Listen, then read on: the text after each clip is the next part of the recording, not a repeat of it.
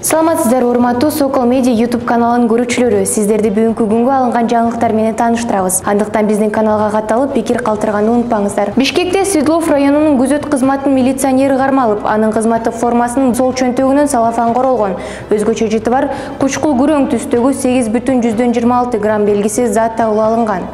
Аталган факт боюнча Кылмыш жаза кодексинин 282-беренесинин негизинде баңгизат каражаттарынын психотроптук заттарды жана алардын аналогдарын сатуу өткөрүү максатында мыйзамсыз даярдоо кылмыш иши козголгон. Ошол эле күнү милиция кызматкерин наркология борборуна алып барышып, медициналык күбөлөндүрүү өткөргөн учурунда баңгизатын колдонгону аныкталган.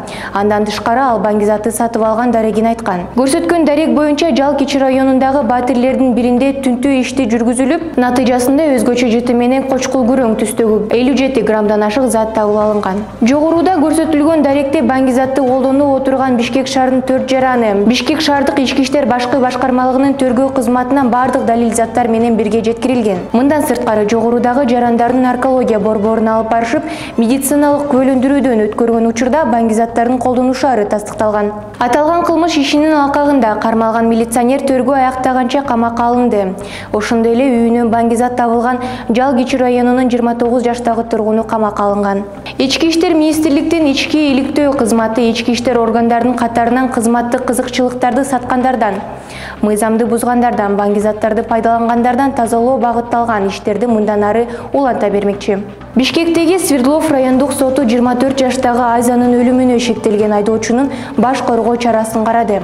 Жыйынтыгында шектүү үй каймагына чыгарылгандыгын маркумдун жакындары маалымат каражаттарына билдиришти. Эскерте кетсек, 9 январда эртең менен Бишкек шаарындагы жол кырсыгынан кесепетинен Ички иштер министрлигинин академиясынын курсанты Айза Улан кызы каза болгон. Бул окуяга шектүү айдоочу качып кетти. Кийин кармалгандыгын Ички иштер министрлигинин жол кыймылынын коопсуздугун камсыздоо башка башкармалыгынын басма сөз кызматы 13 январда билдирген. Окуя саат 7:10 чамасында Жибек жолу Чоң көчөсү менен Республика көчөсүнүн кесилишинде болгон. Toyota үлгүсүндөгү автоунаанын 1974 жылы туулган жаран башкарып жүргөн. Кыргызстанда Алтынай Батаярова Аалам периси сынагында кийип чыккан көйнөгүн үчүн кыргыз элинен кечирим сурады. Мен кийип чыккан көйнөк боюнча наразычылык пикирлер айтылыптыр. Ооба, сиздердин сындагы туура. Кыргызда кызды кадырлайт, урматтайт. Акылман Курманжанда энебиздин чыгарган улуу элибиз.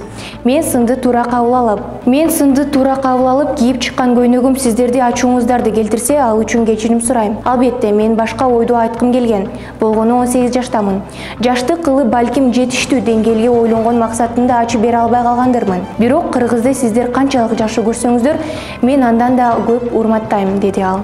Ошондой эле модель Алтынай Батаярова Аалам сулуусу сынагына катышкандан кийин кызматташуу боюнча бир катар сунуштар түшкөнүн жазган. Мисалы, сынактан кийин менин калуумдуу келиши менен иштөө сунуштарды көп түштүм, бирок мен мекенимди тандадым. Кыргыз элиме кайтып келем, белгилей кетким келет. Орто Азиядан бул сынакка Кыргызстан гана катышууга мүмкүнчүлүк алды, деди модель Алтынай Батаярова. Эске салсак, 14 январда Аалам сулуусу деп 28 жаштагы АКШнын аруусу табылды. Аталган эл аралык сулуулар сынагы 84 өлкөнүн бекиштери ат салышып, Кыргызстандын атынан Алтынай Батаярова катышты. Улуттук коопсуздук мамлекеттик комитетинин Кемин райондук билим берүү бөлүмүндө бюджеттен акчаны чыгарып алуу жана урдоо боюнча туруктуу схема аныкталганын билдирди. Атайын кызматына маалыматы боюнча бул схема 2016 жылдан бери иштеп келген. Кызмат адамдарын алыскы орто мектептердин мугалимдерине билдирбестен банктын эсептерин ачышкан. Алар көрсөтүлгөн кызматтары үчүн төлөм деген шылтоо менен бул эсептер аркылуу акча которуп, накталай акчаны башкы бухгалтер менен мекеменин эсепчиси банкоматтардан чыгарып турган, деп айтылат маалыматта. Финансы министрлигинин адистери текшерүү жүргүзүп, 10 миллион сомдун зыян келтирилгени аныкталган. Аталган факты боюнча Кылмыш жаза кодексинин кызматтык абалынан кыянаттык менен пайдалануу беренеси менен иш козголуп, тергөө ыкчам иш-чаралар жүргүзүлүүдө. Коомчулукта чоң резонанс жараткан Жалал Абад облусунун Сузак районунда ички иштер органдарынын кызматкерлеринин кармалышына байланыштуу президент Садыр Жапаровдун тапшырмасы менен президенттин администрациясынын кызматкерлерине аталган облустун укук коргоо жана көзөмөл органдары тарабынан өзүнө жүктөлгөн милдеттеринин талаптардай аткарылышын иликтөө үчүн жумушчу топ түзүлгөн. Бул тууралуу президенттин администрациясынан билдиришти.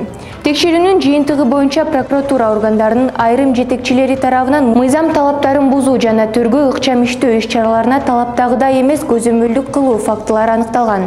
Буга байланыштуу жол берилген мыйзам бузуулар, көзөмөлдүн жоктугу жана төргөнүн жүрүшүнө талап жооп бербеген көзөмөл кылгандыгы үчүн президенттин администрациясы айрым кызматкерлерди кызматынан бошотуу жөнүндө сунуш киргизди. Өлкөнүн жогору жетекчилиги жер-жерлерде мамлекеттик бийлик органдарынын ишмердүүлүгүнө дайым мониторинг жүргүзүп турат.